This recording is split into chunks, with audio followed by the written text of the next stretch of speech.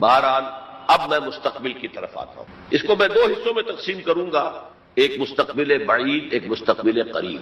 مستقبل بعید جو زیادہ بعید نہیں ہے میرے نزدیک، وہ بہت زیادہ دور نہیں ہے. وہ کیا ہے؟ قرآن مجید کے صغرا کبرا سے بھی ثابت ہوتا ہے. پوری وضاحت کے ساتھ قرآن میں یہ نہیں ہے، لیکن صغرا کبرا قرآن میں موجود ہے، جس کا لازمی نتیجہ ہے جو میں ابھی آپ کے سامنے رکھوں گا. اور احادیث نبویہ سے بڑی وضاحت کے ساتھ ثابت ہے کہ قیامت سے قبل پوری دنیا میں، پورے گلوب پر دین حق اسی طرح غالب آئے گا جیسے کہ حضور کی جد و جہد کے نتیجے میں جزیرہ نما عرب میں غالب آیا. قرآن میں صغرا کبرا کیا ہے؟ 3 دفعہ کہا کہ ہم نے بھیجا ہے محمد کو صلی اللہ علیہ وسلم دین کو غالب کرنے کے. وہ آیت نے بار بار کوٹ کی.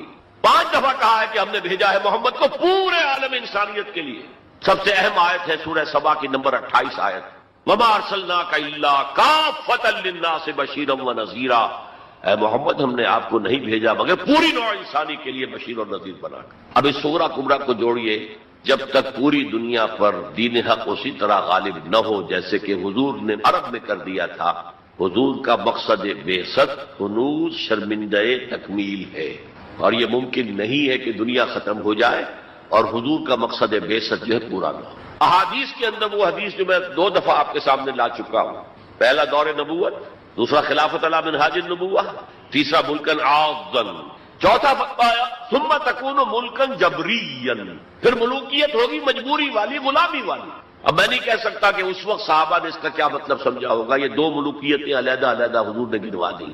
آج ہم سمجھ سکتے ہیں کہ پہلی ملوکیت وہ تھی جس میں سلاطین اور ملوک مسلمان تو تھے، کلمہ گو تو تھے، پھر ہم ملکہ وکٹوریہ کے غلام ہو گئے. یہ ملکن جبریت، یہ پورے عالم اسلام کو جو رونق ڈالا تھا کولونیل پاورز آف یورپ نے، یہ اس کی طرف اشارہ ہے. یہ فرمایا یہ دور بھی رہے گا جب تک اللہ چاہے گا، پھر اللہ اسے بھی اٹھا لے گا. And the good news is ثم تکون خلافت علی منہاج النبوہ، پھر دوبارہ دنیا میں خلافت علی منہاج النبوہ کا نظام قائم ہوگا. یہ ہے وہ دور جو آنے والا ہے، مستقبل میں آئے گا، لازماً آئے گا. 2 پتنگیں ہیں اڑ رہی ہیں، ان کا پیچ پڑنے والا ہے بہت زبردست. ایک ہے نیو ورلڈ آرڈر جو حقیقت میں جیو ورلڈ آرڈر ہے، ایک ہے جسٹ ورلڈ آرڈر آف اسلام. مقابلہ انہی میں ہونا ہے، اور نتیجے میں بالآخر اسلامی خلافت گلوبل کی طرف تو دنیا جا ہی رہی ہے. گلوبلائزیشن یہ ملکوں کے درمیان لکیریں تو تقریباً بے ایمانی ہو جائے گی. ملٹی نیشنلز کی حکومت ہوگی اصل میں، تو باقی حکومتیں جو ہے تو انتظامی قسم کے وہ ایک ریجنز ہوں گے. جیسے کہ پہلی جنگ عظیم سے پہلے پوری امت مسلمہ ایک وحدت تھی. ہاں حکومت یہاں مغلوں کی ہے، وہاں صفویوں کی ہے، لیکن کہیں کسی پاسپورٹ کی ضرورت نہیں، کہیں کسی ویزا کی ضرورت نہیں. کوئی مغرب سے چل کر آتا ہے ابن بطوطہ اور پہنچ جاتا ہے ہندوستان تک، اور یہاں آ کر وزیر بن جاتا ہے. وہ is not the sun of this سوال. امت کی وحدت برقرار تھی، یہ امت کی وحدت ختم ہوئی ہے فرسٹ ورلڈ وار کے بعد. المصر للمصریین، الشام للشامیین، العراق للعراقیین، یہ نعرے لگے ہیں امت کی وحدت کو پارا پارا کرنے کے لیے مغرب کے زیر اثر. یہ سب سے بڑی سازش تھی امت کی وحدت کو ختم کرنے کی. بہرحال ایک تو یہ جس کی کے بارے میں حضور نے خبر دی کہ دوبارہ آئے گا خلافت علی منہاج النبوہ کا نظام، اور 2 حدیثیں آپ کو سنا دینا چاہتا ہوں جس میں حضور نے خبر دی ہے کہ اب جب یہ آئے گا تو گلوبل ہو. ایک حدیث ہے حضور صلی اللہ علیہ وسلم کے ایک غلام جنہیں آپ نے آزاد کر دیا تھا، حضرت ثوبان رضی اللہ تعالیٰ، ان کی روایت عن ثوبان رضی اللہ تعالیٰ عنہ قال قال رسول اللہ صلی اللہ علیہ وسلم ان اللہ زوالی الارض، اللہ نے میرے لیے پوری زمین کو لپیٹ دیا یا سکیڑ دیا، پوری زمین. فرائے تو مشارقہا و مغاربہا، میں نے سارے مشرق دیکھ لیے، سارے مغرب دیکھ لیے.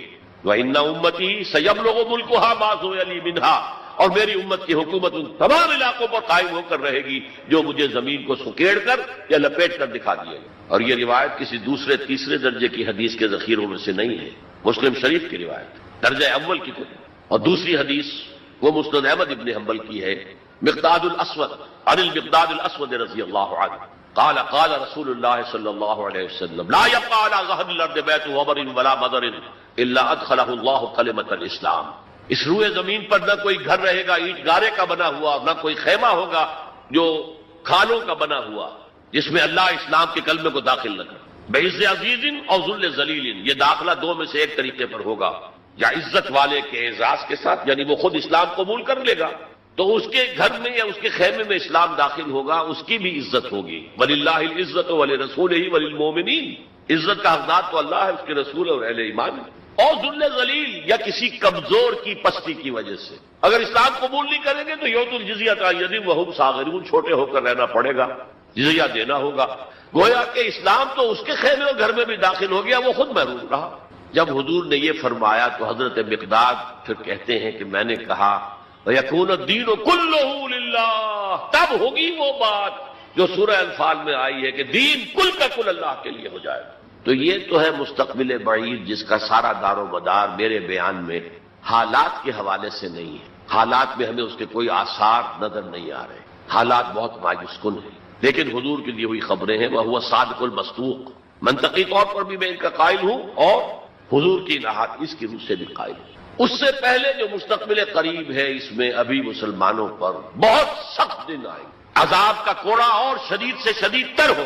اس کو یوں سمجھیے کہ وہ جو حدیث جس سے میں نے بات شروع کی تھی حزم النعل بالنعل، تو باقی سارے عذاب تو قوماً کافی ثابت ہو گئے. ادھر ایشورینس، ادھر کروسیڈرز، ادھر نیبوکڈنیزر، ادھر تاتاریز، ادھر گریکس اینڈ رومنز، ادھر بقیہ ویسٹرن اینڈ سینٹرل یورپ. یہ تو صاف صاف نظر آ گیا جو پچھلی صدی میں ہوا یہودیوں کے ساتھ. 6 ملین آف دیم ڈیسیمیٹڈ، ختم کیے گئے ہٹلر کے ہاتھوں. اس کی کاربن کاپی بھی تو آنے والی ہے اور یہ آئے گی اربوں پر. آج اللہ کے دین کے سب سے بڑے مجرم ارب. کیوں؟ عام قاعدہ ہے جن کے رتبے ہیں سوا، ان کی سوا مشکل ہے. حضور کے ازواج سے کہا گیا کہ نہیں، اگر تم کوئی غلط حرکت کرو گی دوہری سزا ملے گی تمہیں. تمہارا رتبہ بہت اونچا ہے، تم نبی کے گھر میں آباد. عربوں کو اللہ نے فضیلت دی کہ محمد ان میں سے تھے، رسول عربی ہیں صلی اللہ علیہ وسلم. یہ رتبہ بلند ملا جس کو مل گیا. ہر مدعی کے واسطے دارالرسم کہا. پھر سب سے بڑی فضیلت کیا ہے؟ ان کی اپنی مادری زبان میں قرآن موجود ہے، اللہ کا کلام. ان کو قرآن کے سمجھنے میں کوئی دقت تو نہیں. یہاں میں تو آپ سے کہتا رہا ہوں عربی سیکھیں، عربی سیکھیں، عربی سیکھیں تاکہ قرآن کو اس کی اپنی اصل زبان میں اپنی آنکھوں سے پڑھ سکے. وہاں تو ان کو تو ضرورت نہیں. پھر بھی ان کا اگر یہ حال رہا کہ جو ملک بھی کولونیل رول سے آزاد ہوا اس نے یا تو اپنا قبلہ کر لیا ماسکو کی طرف اور یا واشنگٹن کی طرف، تو ان سے بڑا مجرم اور کوئی نہیں. ایک حدیث میں آیا ہے ویل للعرب من شر اقترب، بہت ہلاکت اور بربادی ہوگی. ایک مرتبہ ام سلمہ رضی اللہ تعالی عنہا نے ام المومنین پوچھا کہ یہ جو آپ فرما رہے ہیں کہ اتنی بڑی تباہی آئے گی، اتنے بڑے مسلمانوں کے اوپر برے حالات آئیں گے، تو عرب کچھ روز کہاں ہوں گے؟ فرمایا العرب یومئذ قلیل، بہت کم رہ جائے، بہت بڑی تباہی آنے والی. اور اس کا نقطہ آغاز کیا ہوگا؟ ویسے تو ہے جو کچھ ہو رہا ہے فلسطین میں، اسے وہ 30 کروڑ عرب بھی دیکھ رہے ہیں اور باقی 100 کروڑ مسلمان باقی بھی دیکھ رہے ہیں. ٹک ٹک دیدم دمنہ کشیدم، وہ آئی سی جو ہے وہ بھی زیادہ آئی سی بن کر رہ گئی اور کچھ نہیں. کوئی کسی طرف سے احتجاج تک نہیں ہے. امریکہ شیرون کو مین آف دی پیس کا خطاب دے رہا ہے، صابرہ اور شتیلہ کا قاتل درندہ. اور جو کچھ کر رہا ہے فلسطینیوں پر وہ آج ہم اپنی آنکھوں سے دیکھ رہے ہیں ٹیلی ویژن کے اوپر. کس طرح بلڈوزرز آتے ہیں ان کے گھروں پر گھر گراتے چلے جاتے ہیں. کس طریقے سے F-16 اوپر دندن آ رہے ہیں، ہیلی کاپٹر دندن آ رہے ہیں. اور ان کے پاس کیا ہے سوائے اپنی جان پیش کرنے کے؟ سوسائڈ جو ہے اٹیک، اس کے سوا کیا ہے؟ یا پہلے وہ صرف پتھر مارتے تھے، اینٹیں روڑے، اللہ اللہ کا سن. تو یہ ضربت علیہم الذلۃ والمسکنۃ وباؤوا بغضب من اللہ تو پہلے ہی ہو چکا ہے. لیکن جن دو چیزوں پر یہودیوں کا اور west white Anglo Saxon Protestants کا اتفاق ہے، وہ ایجنڈا، 4 نکاتی ایجنڈے پر یہ متفق ہے. نمبر 1، جلد از جلد وہ جنگ ہونی چاہیے جس کی خبر بائبل میں دی گئی ہے، آرمگیڈون. بائبل کی آخری کتاب ہے ریویلیشنز، مکاشفات یوحنا. یہ یوحنا جون جو ہے یہ حضرت یحییٰ نہیں، حضرت مسیح کے حواریوں میں سے ایک جون ہے، ان کے مکاشفات ہیں. اور اس میں یہ ہے کہ ایک بہت بڑی جنگ ہوگی تاریخ انسانی کی، آرمگیڈون. اور اگر آپ دیکھیں گے ڈکشنری میں تو لکھا ملے گا very big war which will be fought between the forces of good and evil before the end of this world. آرمگیڈون جلد از جلد ہونی چاہیے. نمبر 1، عراق پر حملہ اس کا نقطۂ آغاز ہے. آگے یہ سلسلہ کدھر بڑھتا ہے یہ ابھی دیکھنے کی بات ہے. نمبر 2، گریٹر اسرائیل قائم ہونا چاہیے تاکہ پوری دنیا کی یہودی آ کے سما جائے. ابھی تو اس چھوٹے سے اسرائیل میں تو ساری دنیا کی یہودی تو نہیں آ سکتے. اور یہ کہ فلسطینیوں سے اس ارض فلسطین کو پاک کیا جائے تاکہ نہ رہے بانس نہ بجے بانسری. یہ خودکش حملے بھی ختم ہو جائے، یا انہیں سمندر میں پھینکو یا انہیں جارڈن کی طرف دھکیل دو، چلے جاؤ. نمبر 3 مسجد اقصی اور ڈوم آف دی راک قبۃ الصخرہ کو گرایا جائے. نمبر 4 ٹیمپل تعمیر کیا جائے، 3rd ٹیمپل، جس کی پوری تیاری کر چکے ہیں، جس کے پورے نقشے بن چکے ہیں، جس کے لیے اس کی جو بھی انٹرنل ڈیکوریشن ہوگی اس کے لیے سب کچھ تیار ہو چکا ہے. اور یہ انتفاضہ جو ریسنٹ شروع ہوا ہے یہ شیرون کے دورے کی وجہ سے کہ وہ مسجد اقصی میں داخل ہوا اور وہ دیکھ رہا تھا جگہ کہاں سے ہمیں فاؤنڈیشن بنانی ہے اور کیا کرنا ہے. 4 باتیں گنوائی میں نے. 5ویں بات ایک اور بھی ہے کہ جب 3rd ٹیمپل تعمیر ہو جائے تو تھرون آف ڈیوڈ لا کر وہاں پر رکھ دیا جائے. یہ مجھے پتا نہیں تھا، یہ تھرون آف ڈیوڈ ابھی حضرت داؤد کا تخت جو ہے کہیں محفوظ ہے.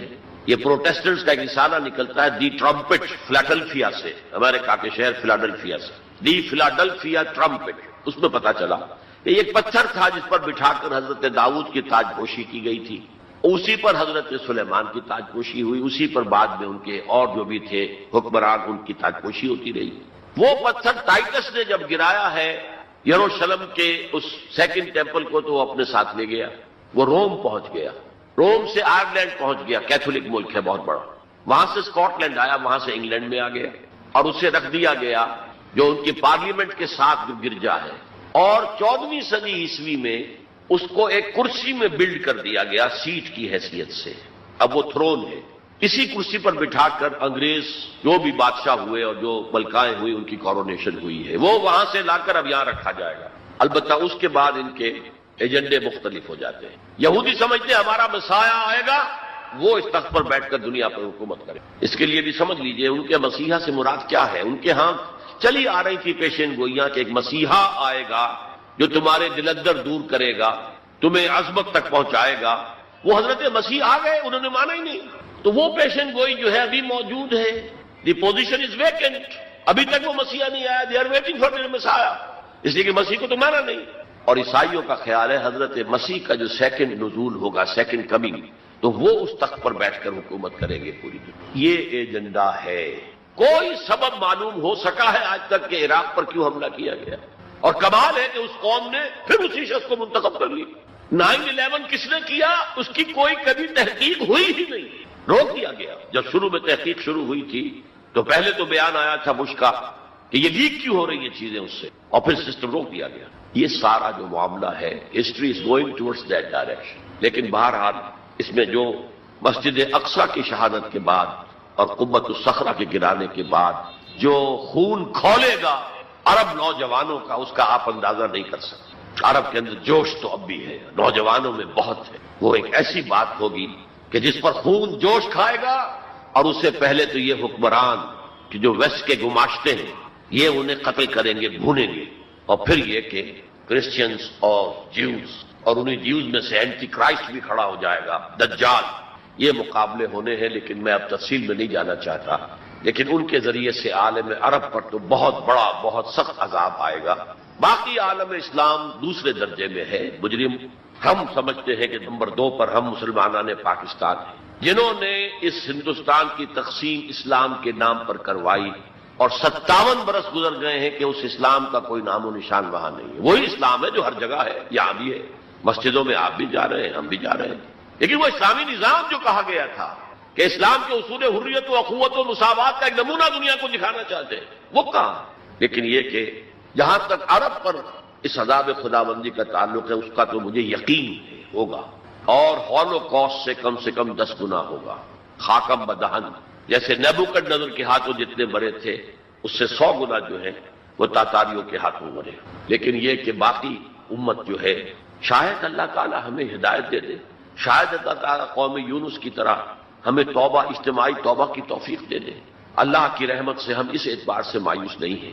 اپنی جو بھی ہماری بساط ہے کوشش کر رہے ہیں کہ وہاں پر اسلامی نظام آ سکے جس کے لیے وہ ملک بنایا گیا. بہرحال یہ ہے میرا تجزیہ مستقبل کے بارے میں.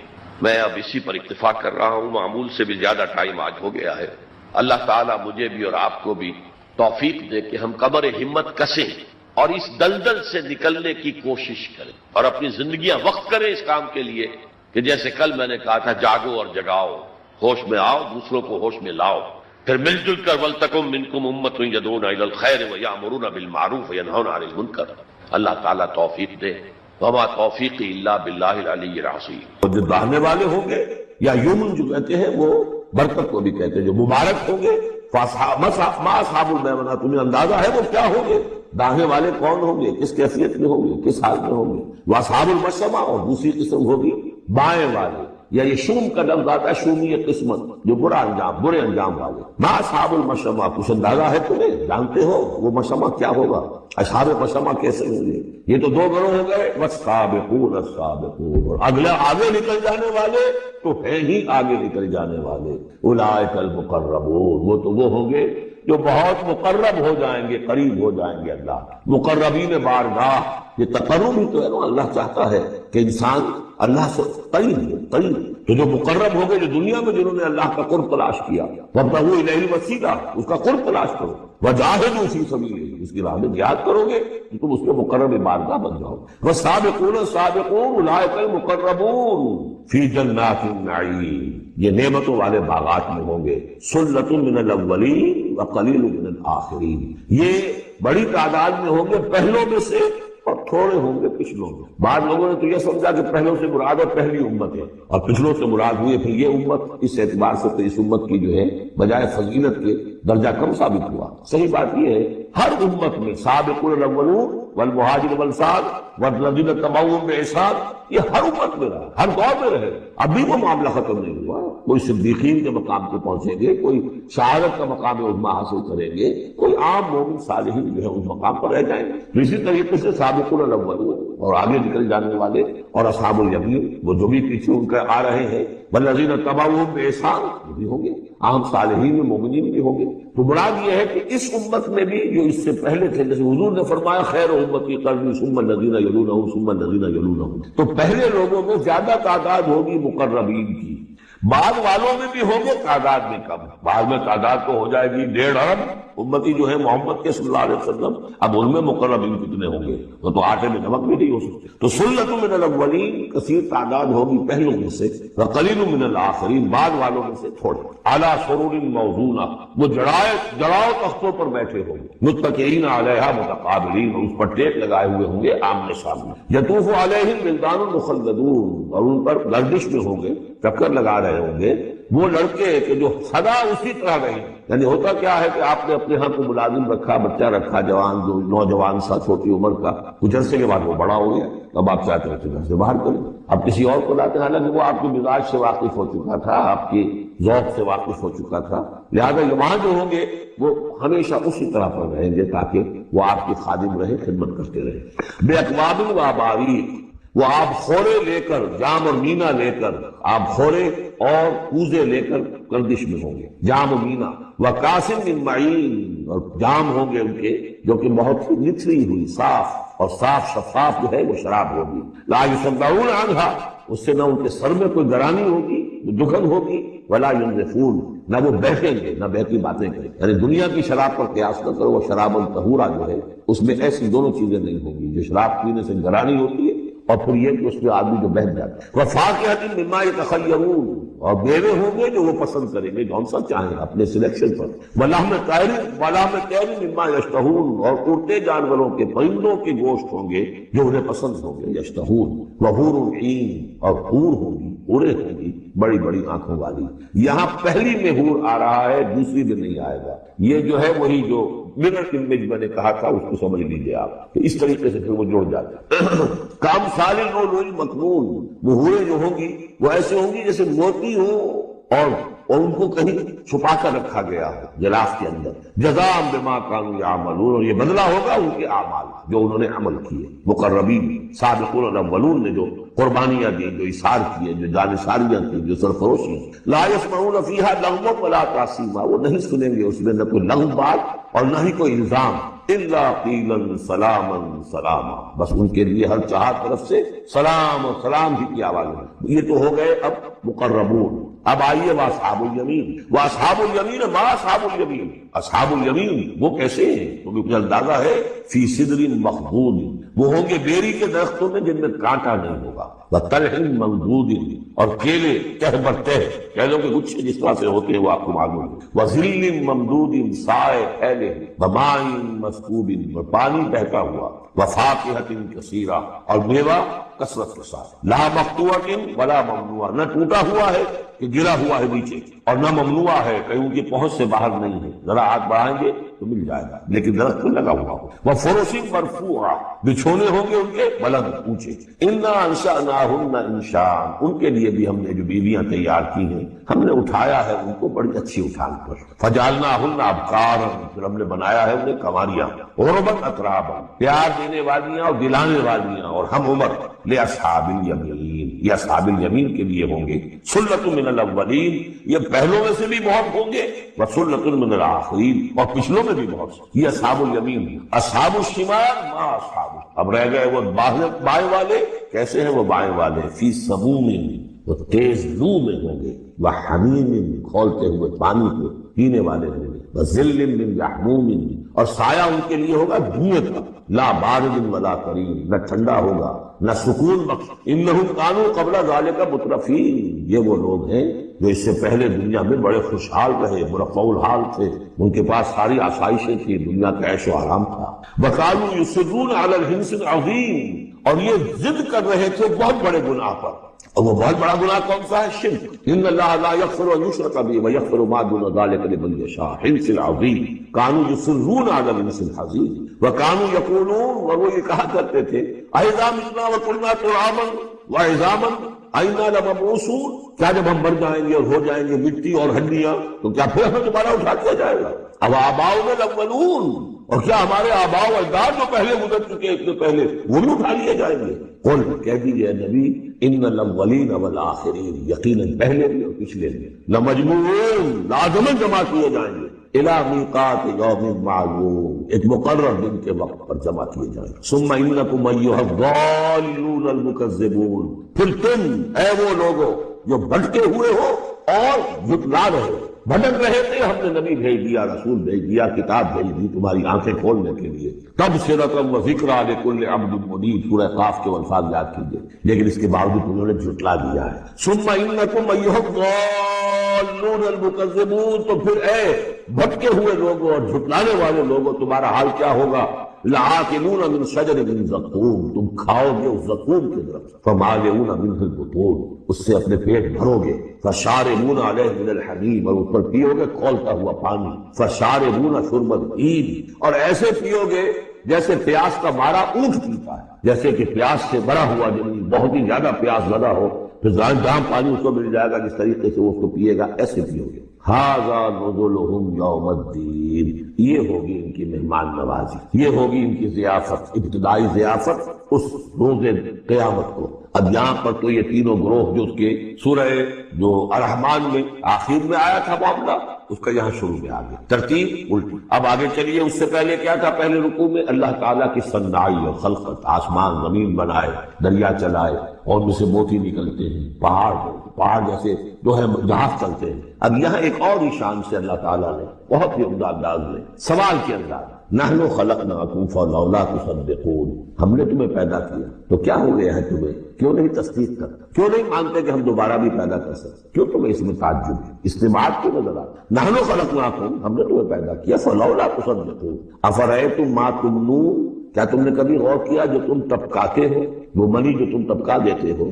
انتم تخلقونہ ام نحن الخالقون، رحم مادر میں اس کی تخلیق تم کرتے ہو یا ہم کرتے ہیں؟ یہ بہت وہ انداز ہے کہ پالتا ہے بیج کو مٹی کی تاریکی میں کون، یہ بھی آگے آ جائے گا۔ یہ سارا تخلیق کا مرحلہ کون کر رہا ہے؟ جو ہم پڑھ چکے ہیں کہ 3 پردوں کے اندر وہ اللہ تخلیق کر رہا ہے، ابڈومینل وال بھی ہے، پھر یوٹرس کی وال ہے، پھر اندر وہ جھلی ہے، 3 پردوں میں، فی ظلمات ثلاث، کون تخلیق کرتا؟ تم تخلیق کرتے ہو، تم نے اعضاء بنائے ہیں وہاں جا کے، تم نے ان کی آنکھیں اور کان بنائے ہیں۔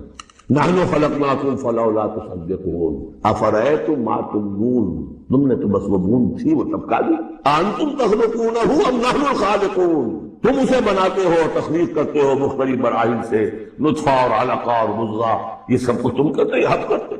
اس کا جواب سکھایا ہے. جہاں بھی یہ سوال آئے اس کا جواب دیجئے فوراً بل انت یا رب، پروردگار تو کرتا ہے، ہم نہیں کرتے. یہ ساری کاریگری، صنائی، مصوری، خلاقی، یہ سب کے لیے. نحن خلقناکم فلولا تصدقون ارأیتم ما تمنون انتم تخلقونه ام نحن الخالقون نحن قدرنا بینکم الموت وما نحن بمسبوقین. یہ آیت بھی مشکلات القرآن میں سے ہے. بہرحال اس کی ایک توضیح میری سمجھ میں آئی وہ میں عرض کر رہا ہوں. ہم نے تمہارے مابین موت کو ٹھہرا دیا ہے اور ہم نہیں ہیں عاجز آنے والے. تمہارے مابین موت سے کیا مراد؟ یہ جو دو زندگیاں ہمیں ملیں گی، ایک زندگی اس دنیا میں ہے، اس میں ایک جسم ہے ہمارے پاس، اس کے ساتھ ہم زندہ ہے. موت پر یہ جسم مٹی میں چلا جائے گا، لیکن وہ جان اور روح اس کے لیے موت نہیں ہے. پھر آخرت میں اٹھایا جائے گا تو پھر ایک ہمیں جسم دیا جائے گا. گویا کہ ویسے شعور تو ہمارا ہی ہے، وہی ہمارا شعور چلے گا، کنٹینیوٹی آف کانشسنس. وہ تو روح اور جان کے ساتھ ہے جو منتقل ہو رہی ہے. جسم جو ہے وہ نیا ملے گا. یہ دو جو تمہاری زندگی کے ادوار ہیں، اس کے مابین ہم نے وقفہ ڈالا ہوا ہے یہ موت کا. ہم نے یہ دیدار سے حائل کر دی ہے، یہ تم ہی ہو، ادھر بھی تم ہو ادھر بھی تم ہو، موت کے اس سڑک پر بھی تم ہو ادھر بھی تم ہو. روح وہی ہوگی، جان وہی ہوگی، البتہ اس کے جسم جو ہے علیحدہ نہیں. اقبال نے خود کہا ہے یا یہ کسی اور کا شعر ہے، موت ایک زندگی کا وقت تھا، یعنی آگے بڑھیں گے دم لے کر. لیکن اس میں جو اصل بات سمجھنے کی ہے، جو میں نے اس سے پہلے بھی عرض کی ہے اور یہاں اس کو اچھی طرح سمجھ لیجیے، بہت واضح پر یہ بات آ رہی ہے کہ جو آخرت میں ہمیں جسم ملے گا وہ بعین ہی یہ نہیں ہوگا. یہ جسم تو اس زندگی میں بھی وہی نہیں رہتا، بدل رہا، مسلسل بدل رہا ہے، کنٹینیوس چینج میں. میرے خون کے خلیات ارب آج ختم ہو چکے ہیں، نئے پیدا ہو چکے، کل وہ ختم ہو چکے ہیں، نئے آ جائیں گے. It's a continuous process. ہماری کھال کے اوپر سے جلدی پھسلتی رہتی ہے اور بنتے رہتے ہیں، ناخن کٹتے رہتے ہیں اور بنتے ہیں. وہ ناخن جو ہے تو جو ہمیں پیدا کیا جائے گا تو بعین ہی کون سا جسم ہوگا؟ میرا 40 برس کی عمر کا جسم ہوگا یا 60 برس کی عمر کا جسم ہوگا یا 20 برس کی عمر کا جو جسم تھا وہ ہوگا؟ کون سا جسم؟ تو جسم یہ نہیں ہے، جسم اور ہوگا، لیکن ہوگا اس جیسا جس کے اندر سارے یہ معاملات موجود ہوں گے. اور یہ کہ اس کے اندر جو جان اب دوبارہ ڈالی جائے گی اس جسم کے ساتھ جو ملک کی جائے گی، وہ اپنے اس شعور ذات کے ساتھ وہی شعور ذات جو ہے وہ منتقل. تو نحن قدرنا بینکم الموت، گویا کہ ہم نے تمہاری دو زندگیوں کے مابین موت کا پردہ حائل کیا ہوا ہے. وما نحن بمسبوقین، اور ہم اس سے عاجز نہیں ہیں. الا نبدل امثالکم، ہم تم جیسے وجود پھر پیدا کریں، تمہارے جیسے امثال. اور یہ بات قرآن مجید میں 3 جگہ آ چکی ہے. سورہ دہر میں تو اب آگے آئے گی، نحن خلقناہم وشددنا اسرہم واذا شئنا بدلنا امثالہم تبدیلا. امثال کا لفظ اس سے پہلے ہم پڑھ چکے ہیں سورہ بنی اسرائیل میں. اولم یروا ان اللہ الذی خلق السماوات والارض قادر علی ان یخلق مثلہم. اور سورہ یاسین میں آ چکا ہے اولیس الذی خلق السماوات والارض بقادر علی ان یخلق مثلہم. تو ہمارے جیسے جسم ہوں گے وہ، لیکن اس میں وہ روح اور جان منتقل جب ہو جائے گی تو اس کا شعور، وہ یادداشت میں نے کیا کیا تھا، وہ اس کی کنٹینیو. جیسے اب بھی میرا شعور ذات جو ہے وہ کنٹینیوس ہے، وہ تو وہی ہے جو 20 برس پہلے تھا، وہی اب بھی ہے، لیکن میرے جسم کے اندر تو نہ معلوم کتنے تغیرات آ چکے. الا نبدل امثالکم وننشئکم فیما لا تعلمون. ہم تمہیں اٹھا دیں اس تخلیق میں جسے تم جانتے نہیں ہو، اب نہیں جان سکتے، اس میں اٹھا دیں گے، یا اس عالم میں اٹھا کھڑا کریں گے جس سے تم واقف نہیں ہو، عالم آخرہ میں. وَلَقَدْ عَلِمْتُمُ النَّشْأَةَ الْأُولَىٰ، تمہارے علم میں ہے پہلی مرتبہ کا اٹھان. تمہیں معلوم تمہارے مٹی کے اجزاء ہیں، سلالۃ من ماء مہین، اس پر جیسا کہ میں عرض کر چکا ہوں کہ ضربہ سلام جو چوٹی ہے قرآن کی وہ ہے کہ جو سورہ مومنون میں آیا ہے. وَلَقَدْ خَلَقْنَا الْإِنسَانَ مِنْ سُلَالَةٍ مِنْ طِينٍ ثُمَّ جَعَلْنَاهُ نُطْفَةً فِي قَرَارٍ مَكِينٍ ثُمَّ خَلَقْنَا النُّطْفَةَ عَلَقَةً فَخَلَقْنَا الْعَلَقَةَ مُضْغَةً فَخَلَقْنَا الْمُضْغَةَ عِظَامًا فَكَسَوْنَا الْعِظَامَ لَحْمًا ثُمَّ أَنشَأْنَاهُ خَلْقًا آخَرَ فَتَبَارَكَ اللَّهُ أَحْسَنُ الْخَالِقِينَ. تو اے انسانوں تم اس کو تو جانتے ہو، وَلَقَدْ عَلِمْتُمُ النَّشْأَةَ الْأُولَىٰ، ہم نے پہلی مرتبہ جو تمہیں اٹھایا جانتے ہو کہ نہیں. فَلَوْلَا تَذَكَّرُونَ، تو کیوں نہیں عقل سے کام لیتے، کیوں نہیں نصیحت اخذ، کیوں نہیں سمجھتے کہ جس اللہ نے پیدا کیا تھا وہ ابھی دوبارہ ہم جیسی پیدا کر سکتا ہے. اب آگے چلیے اللہ کی خلاقی کا ایک اور میدان.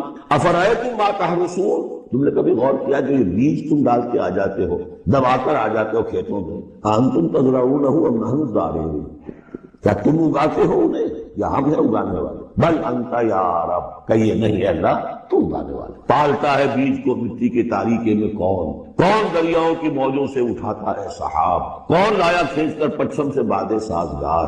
خاک یہ کس کی ہے، کس کا ہے یہ نور آفتاب، کس نے بھر دی موتیوں سے خوشے گندم کی جیب، موسموں کو کس نے سکھلائی ہے یہ اے کوئے انقلاب، یہ کس کا نظام ہے؟ دے خدایا یہ زمین تیری نہیں، تیری نہیں، تیرے آبا کی نہیں، تیری نہیں، یہ زمین اللہ کی ہے، اس میں جو کچھ بن رہا ہے اللہ کی کاریگری ہے۔ افرائیتم ما تحرثون، تم جو بوتے ہو کبھی سوچا تم نے؟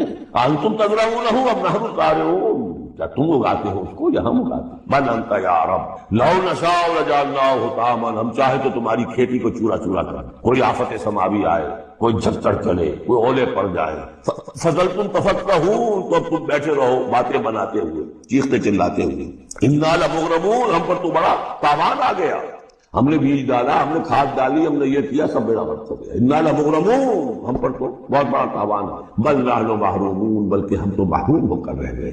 افرأیتم الماء الذی تشربون، کبھی تم نے غور کیا وہ پانی جو تم پیتے انتم انزلتموہ من المزن ام نحن المنزلون، کیا بادلوں سے تم نے اسے اتارا ہے، برسایا ہے، یا ہم ہیں برسانے والے؟ بل انت یا رب، یقیناً اے پروردگار تو ہے اتارنے والا۔ لو نشاء جعلناہ اجاجا، اگر ہم چاہیں تو اسے کڑوا کر دیں، فلولا تشکرون، تو کیوں شکر نہیں کرتے؟ افرأیتم النار التی تورون، کبھی تم نے سوچا وہ آگ جو تم جلاتے ہو روشن کرتے، انتم انشأتم شجرتها ام نحن المنشئون، کیا اس کے درخت کو تم نے بنایا ہے، اٹھایا ہے، اگایا ہے، یا ہمیں اگانے والے؟ بل انت یا رب۔ اب دیکھیے یہ اسلوب پورے قرآن میں اور کہیں نہیں، یہ سوال یہ جواب۔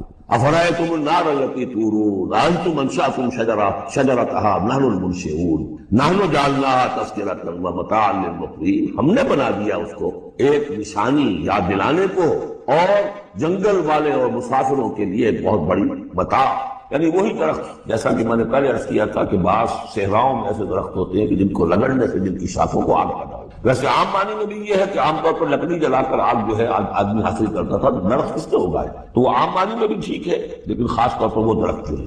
فسبح باسم ربک العظیم، بس تسبیح کرو، پاکی بیان کرو اپنے رب کی، اس کے نام کی کہ جو بہت عظمت والا ہے۔ اب آ رہا ہے ان 4 آیتوں کے مقابل میں 8 آیتیں جو ہم نے پڑھی ہیں سورہ رحمان میں۔ الرحمن علم القرآن خلق الانسان علمہ البیان، اور اس میں جو مضمر تھا کہ اس کا حق کیا ہے، خیرکم من تعلم القرآن وعلمہ۔ اب یہ دیکھیے اس اکثر ترتیب میں آخری مضمون آ رہا ہے، فلا اقسم بمواقع النجوم، تو نہیں، قسم ہے مجھے ان جگہوں کی، ان مقامات کی جہاں ستارے ڈوبتے ہیں۔ آج سے پہلے ہم کچھ نہیں کہہ سکتے تھے ان کے بارے میں، آج کچھ اندازہ ہوا ہے۔ بلیک ہولز کائنات کے اندر، یہ بلیک ہولز ہیں جن میں بڑی بڑی گیلیکسیز گم ہو جاتی ہیں، بڑے بڑے ستارے، ہمارا سورج بیچارہ کچھ بھی نہیں ہے، اس سے کروڑوں گنا بڑا ستارہ، اور ایسا گم ہوتا ہے کہ نام اور نشان ہے، اس کے قریب سے کوئی چیز گزر جائے اس کو کھینچ لیتا ہے وہ بلیک ہول، اور وہ سب کا سب معلوم ہوتا ہے۔ تو جیسے میں نے وہاں بیان نہیں کیا تھا، وَالنَّجْمِ إِذَا هَوَىٰ، ستارہ جب کہ وہ گرتا ہے، اور ستارے ہیں ایک تو یہ جو ہم دیکھتے ہیں کہ وہ شہاب صاف کی، یہ تو اور سے ہے، یہ تو جیسا کہ ہم نے دیکھا کئی جگہ آ چکا ہے کہ شیاطین جن کو کھدیڑنے کے لیے، بھگانے کے لیے، لیکن ستارہ، بڑے بڑے ستارے معلوم ہو گئے، نئے ستارے وجود میں آ رہے ہیں، پرانے ختم ہو رہے ہیں، نئی گیلیکسیز وجود میں آ رہی ہیں، پرانی گیلیکسیز ختم ہو گئی، کہاں گئی؟ وہ بلیک ہول سے اب بھی، واللہ عالم۔ لیکن یہ کہ جس شان کے ساتھ یہاں اللہ تعالیٰ نے تذکرہ کیا ہے، فلا اقسم بمواقع النجوم وانہ لقسم لو تعلمون عظیم، اور یہ یقیناً ایک بہت بڑی قسم ہے اگر تمہیں معلوم ہو جاتا۔ ظاہر بات ہے کہ آج اگر کچھ معلوم ہو رہا ہے تھوڑا سا، تو 1400 برس پہلے تو کچھ پتہ نہیں تھا ستارہ کہاں ڈوبتا ہے، کہاں جاتا ہے، وہ تو شہاب ثاقب بھی کو سمجھا ہوگا اس آیت کا بھی مفہوم۔ تو اصل بات کیا، قرآن مجید کا ٹیکسٹ، اس کا جو مفہوم آج سے 1000 سال پہلے سمجھا گیا وہ ہم پر بائنڈنگ نہیں ہے۔ ہاں جو قرآن کا عملی پہلو ہے، حلال اور حرام کے جو احکام ہیں، وہ وہی جو پہلوں نے سمجھے، اس کے لیے تو ہمیں پیچھے جانا ہے، دور پیچھے کی طرف ہے گردش ایام کی۔ اسلاف نے کیا سمجھا، ان سے پہلوں نے کیا سمجھا، صحابہ نے کیا سمجھا، اور محمد رسول اللہ نے کیا سمجھایا۔ جہاں تک دین کا عملی پہلو ہے، پیچھے سے پیچھے، پیچھے سے پیچھے، یہاں تک کہ اپنے آپ کو محمد رسول اللہ کے قدموں میں پہنچا دیجئے۔ بمصطفیٰ برساں فی شراک دی ہم اوست، اگر بؤون رسیدی تمام بولا۔ لیکن یہ سائنٹیفک فینومینا، یہ کریشن آف یونیورس،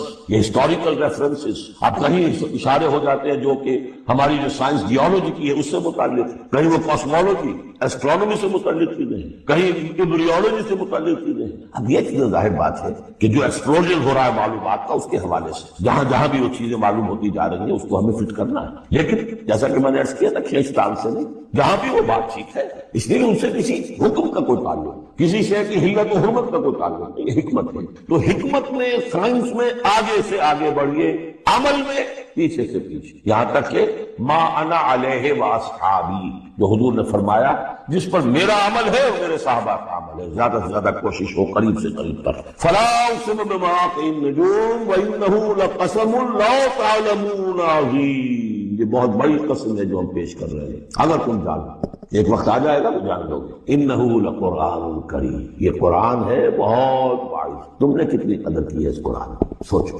کیا قدر و قیمت ہے۔ اس پہ ایک زندگی نہیں، اللہ ہزاروں زندگیاں دے اور وہ زندگیاں انسان لگا دے اس قرآن پر، تب بھی اس کی قیمت ادا نہیں ہوگی۔ انہ لقرآن کریم، اور یہ جو اصل قرآن ہے کہاں ہے؟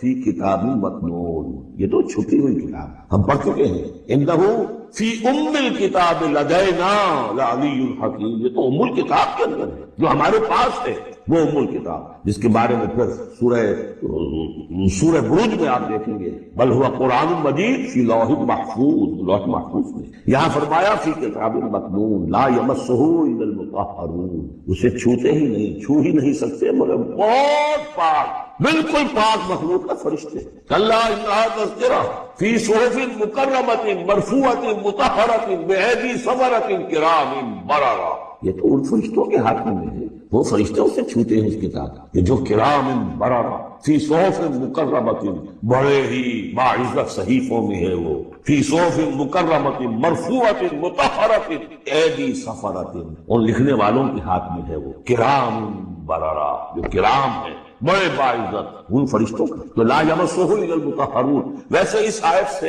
ایک حکم نکالا فقہا نے کہ قرآن کو چھوا نہ جائے ناپاکی کی حالت، اگر ناپاکی بڑی ہے، جنابت ہے، پھر تو چھونا کیا، پڑھنے کی اجازت نہیں، زبان سے اپنے حافظے سے بھی پڑھنے کی اجازت نہیں، لیکن اگر چھوٹی اجازت ہے تو آپ زبانی پڑھ سکتے ہیں، یعنی جس میں وضو کی حاجت ہوتی ہے، لیکن چھونے کے لیے وضو ضروری ہے۔ لیکن یہ اصل میں اس آیت کا جس میں ایک ضمنی مضمون ہے، فقہا نے یہ نکال لیا مسئلہ، لیکن اس کا ایک اور مفہوم جو ہے بہت اہم ہے۔ قرآن کو تم چھو بھی رہے ہو، فرض کیجئے کوئی ناپاک آدمی بھی آئے گا چھو لے گا، کون روک سکتا ہے، چھوئے گا، غیر مسلم پڑھتے ہی ہیں چھوتے ہیں، اور یہ کہ تم پڑھتے بھی ہو، لیکن اس قرآن کا جو ایک اصل نیوکلیس ہے، اس کا جو اصل لب لباب ہے، اس تک تمہاری رسائی نہیں ہوگی جب تک کہ تمہارا اندر پاک نہیں۔ یہ باطن کی پاکی، قرآن کے اصل علم اور فہم اور اس کی اصل ہدایت کو حاصل کرنے کے لیے شرط لازمی، اس کا مرکز جو ہے تیرے وجود کے مرکز سے دور رہتا ہے۔ فرشتہ اگرچہ جان نکالتا ہے لیکن تیرے وجود کے مرکز سے دور رہا ہے۔ قرآن کا بھی ایک وجود کا مرکز ہے، اسی لیے کہا ہے سورہ حدید میں پڑھیں گے ہم، هو الاول والآخر والظاہر والباطن، اس کا ایک ظاہر ہے، الفاظ ہیں، اس کی آپ نے نحوی اور صرف کی بحث کر لی، مطلب یہ ہے روایات پڑھ لی، اس کی ایک روح باطنی ہے، اس تک رسائی نہیں ہو سکتی۔ الا المطہرون، اس کو چھو بھی نہیں سکتے وہ لوگ مگر وہ لوگ کہ جو پاک ہو۔ اسی لیے نوٹ کیجئے چونکہ وہ مضمون اب آ چکا ہے، ایک مرتبہ اور آگے آئے گا سورہ جمعہ میں، 3 مرتبہ آ چکا ہے۔ حضرت ابراہیم اور حضرت اسماعیل نے جب دعا کی تھی ربنا وبعث رسولا منہم یتلو علیہم آیاتک ویعلمہم الکتاب والحکمۃ ویزکیہم، تعلیم کتاب و حکمت کو پہلے رکھا تھا، تزکیہ کو آخر میں رکھا۔ اللہ تعالیٰ کی طرف سے 2 مرتبہ ہم پڑھ چکے ہیں، ترتیب اللہ نے بدل دی۔ کما ارسلنا فیکم رسولا منکم یتلو علیکم آیاتنا ویزکیکم ویعلمکم الکتاب والحکمۃ، تزکیہ پہلے، تعلیم کتاب و حکمت بعد۔ پھر سورہ آل عمران میں آیا لقد من اللہ علی المؤمنین اذ بعث فیہم رسولا من انفسہم یتلو علیہم آیاتہ ویزکیہم ویعلمہم الکتاب والحکمۃ۔ تیسری مرتبہ پھر یہ آیت آئے گی سورہ جمعہ میں، هو الذی بعث فی الامیین رسولا منہم یتلو علیہم آیاتہ ویزکیہم ویعلمہم الکتاب والحکمۃ۔ پہلے پاک کرو اندر سے، پھر اس کتاب کو سمجھو گے، ورنہ ہو سکتا ہے تفسیر لکھ دو لیکن تمہارا باطن اس سے جگمگائے گا نہیں، تمہاری اپنے اندر اس کا نور نہیں آئے گا۔ تفسیر لکھ دو، ہیں لکھنے والے، وہ تو غیر مسلموں نے ایسی تفسیریں لکھی، اس کے جو ہے ترجمے کیے ہیں پورے قرآن کے، اور بڑے بڑے اچھی عربی انہوں نے بڑی یہ سمجھیے کہ اس پر پوری طرح مہارت اور اس کا کنٹرول حاصل کر کے لکھی ہے، ایسے نہیں کی، لیکن یہ کہ قرآن کی روح اس کے لیے تزکیہ باطن ضروری ہے، پہلے تزکیہ۔ اسی لیے وہ آیتیں بھی ذہن میں لے آئیے سورہ یونس کی، یا ایھا الناس قد جاءتکم موعظۃ من ربکم وشفاء لما فی الصدور وہدی ورحمۃ للمؤمنین۔ پہلے یہ سینے کے اندر جو روگ ہے، تکبر ہے، حب مال ہے، حب جاہ ہے، شہرت کی طلب ہے، اختیار اور اقتدار کی طلب ہے، یہ اگر اندر ہے، یہ خباثتیں بھری ہوئی ہے، اس قرآن کا جو اصل فہم ہے وہ تم پر کبھی منکشف نہیں ہوگا۔ ڈکشنریوں سے دیکھ لو، پڑھ لو، اندر پاک کرو۔ فرمایا فلا اقسم بمواقع النجوم وانه لقسم لو تعلمون عظیم انه لقرآن کریم فی کتاب مکنون لا یمسہ الا المطہرون تنزیل من رب العالمین۔ اس کا اتارا جانا ہے رب العالمین کی جانب سے، اور اس کے بعد اس کتاب، اس چیز کے بارے میں تم مداہنت کر رہے ہو، قسم سے کام لے رہے ہو، اس کو سیکھنے کے لیے تیار نہیں، اس کو اپنے ذہن پر، قلب پر براہ راست اتارنے کے لیے عربی سیکھنے کو تیار نہیں۔ یہ تمہارا مداہنت کا معاملہ، سستی کا معاملہ، قسم کا معاملہ، اس قرآن کے بارے میں، اتنی عظیم نعمت کے بارے میں۔ افبہذا الحدیث انتم مدہنون وتجعلون رزقکم انکم تکذبون۔ تم نے اپنا نصیب یہ ٹھہرا لیا ہے کہ تم اس کو جھٹلا رہے ہو۔ جھٹلانا ایک تو تھا مشرکین عرب کا جو کہتے تھے یہ قرآن نہیں ہے، یہ اللہ کی کتاب نہیں ہے، یہ محمد نے خود لکھ لی۔ ایک جھٹلانا وہ ہے جو عمل سے ہم جھٹلا رہے ہیں، جس کی مثال سورہ جمعہ میں آئے گی، مثل الذین حملوا التوراۃ ثم لم يحملوها كمثل الحمار يحمل اسفارا۔ مثال ان کی کہ جو حامل تورات بنائے گئے تھے پھر انہوں نے اس کی ذمہ داریوں کو ادا نہ کیا، ان گدھوں کی سی ہے جن پر کتابوں کا بوجھ زیادہ ہو، جو اللہ کی کتاب کا حق ادا نہیں کرتے، پھر ان کی مثال ان گدھوں کی ہے۔ آپ مکالمات فلاطوں کی جلدیں اور انسائکلوپیڈیا برٹانیکا جو ہے پورا کا پورا لا کر کسی گدھے کے اوپر لاد دیجئے، اس سے اسے کوئی فائدہ ہوگا؟ یحمل اسفارا کمثل الحمار یحمل اسفارا بئس مثل القوم الذین کذبوا بآیات اللہ۔ بری ہے مثال اس قوم کی جس نے اللہ کی آیات کو جھٹلایا ہے۔ حالانکہ یہودیوں نے تورات کو انکار تو کبھی نہیں کیا، ابھی تک سینے سے لگائے ہوئے ہیں جیسے بھی کچھ ہے ان کے پاس۔ تو عملی تکذیب یہ ہے، ما آمن بالقرآن من استحل محارمہ، جس نے قرآن کی حرام کردہ کسی شے کو اپنے لیے حلال ٹھہرا لیا، اس کا قرآن پر کوئی ایمان نہیں۔ یہ تکذیب ہے حال سے، عمل سے، وہ تکذیب ہے قول سے۔ ہم قول سے تکذیب نہیں کر رہے، ہم کہتے ہیں اللہ کی کتاب ہے۔ ہمارا عمل دیکھیں، کیا اس قرآن کو تم نے پڑھا، سمجھا، اس کے لیے زندگی کو کوئی وقت خرچ کیا؟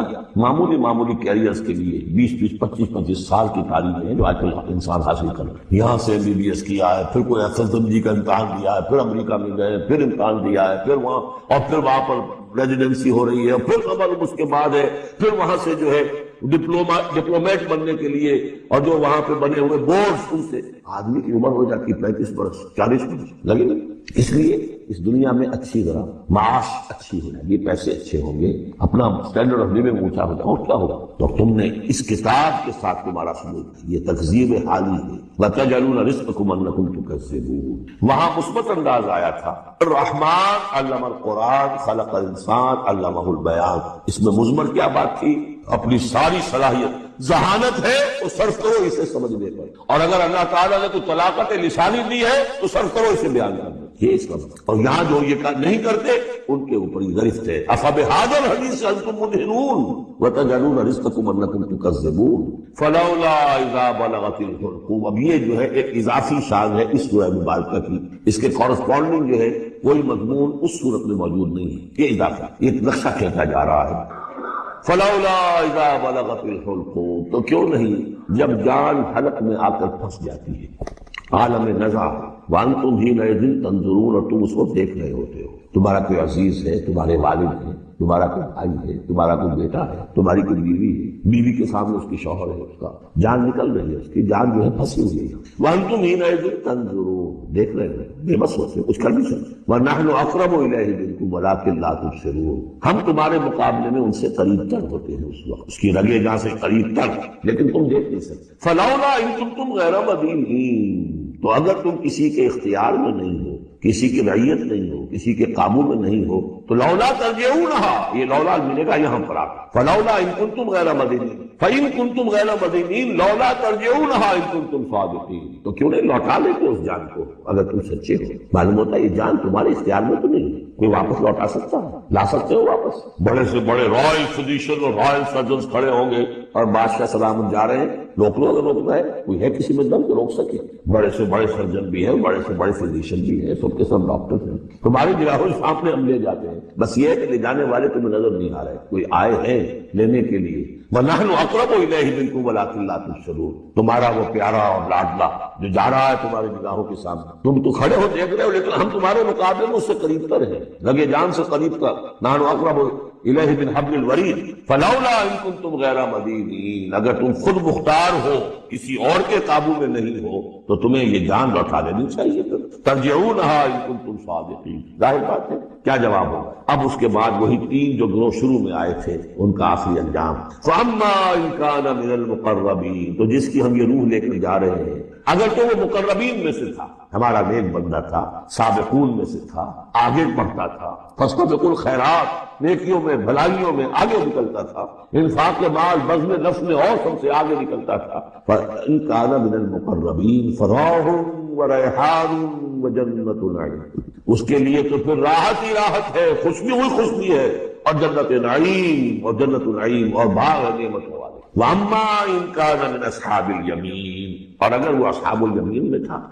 حمیت دینی کی آنکھ بن دیتا، میرا اور اس کی بات پامال، میرا اللہ اور اس کے دین کی دھجیاں میں پھیلی جا رہی ہوں. حضرت ابو بکر نے کیا فرمایا تھا؟ ایبدل الدین وانا حی، میرے ہوتے ہوئے ابھی میں زندہ ہوں اور دین میں کوئی تغیر ہو تو بدل آ جائے گا. اگر یہ نہیں ہے تو بے غیرتی. حمیت نام تھا جس کا گئی تیمور کے گھر سے، اور اس بے غیرتی اور بے حمیتی کا عالم جو یہ ہے جو ہمارے دین میں مقام ہے اس کو سن لیجئے. آہ اللہ عز و جل الی جبرائیل علیہ الصلوۃ والسلام ان اقلب مدینہ کذا و کذا باہلھا. اللہ نے وحی کی حضرت جبرائیل کو علیہ الصلوۃ والسلام فلاں فلاں بستیوں کو الٹ دو، سدوم اور عمورہ کی بستیوں کی طرح عذاب ہلاکت نازل کر دو. قال فقال، حضور فرماتے ہیں کہ حضرت جبرائیل نے عرض کیا یا رب ان فیہا عبدک فلانا لم یعصک طرفۃ عین.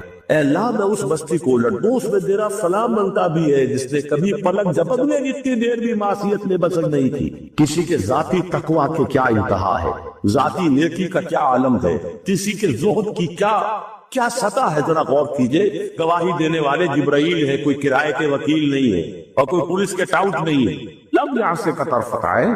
قال فقال، حضور فرماتے ہیں اللہ نے ارشاد فرمایا اقلبھا علیہ وعلیہم، الٹو اس بستی کو پہلے اس پدک پر پھر دوسروں پر. فإن وجہہ لم یتمعر فی ساعۃ قط، اس لیے کہ اس کے چہرے کا رنگ کبھی میری غیرت اور حمیت کی وجہ سے متغیر نہیں ہوا. اس کو کسی نے ماں کی دالی دے دی تو پورے جسم کا خون چہرے میں آ گیا، کچھ کر نہ سکا ہو، کانپ تو گیا اپنی جگہ پر.